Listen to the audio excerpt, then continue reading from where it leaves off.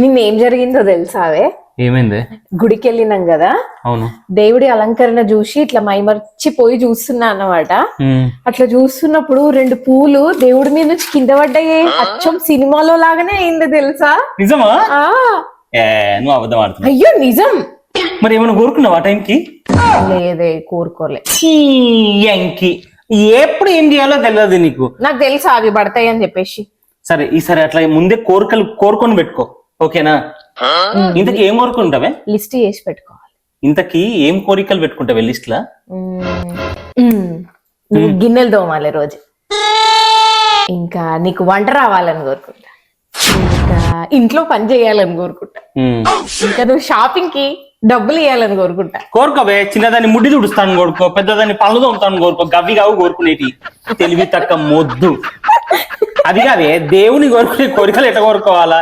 దేవుడా మమ్మల్ని రిచ్ చెయ్యి, ఈ పనులన్నీ పనులతో చేపించుకుంటామని కోరుకోవాలి. కానీ నా మొగుడితో ముడ్డి గడిగిపిస్తా, ఆ పళ్ళు తోంపిస్తా, బాసం తోంపిస్తా, బట్టలు ఉతికిపిస్తా, అది కాదే కోరుకోవాల్సింది. దున్నపోతు.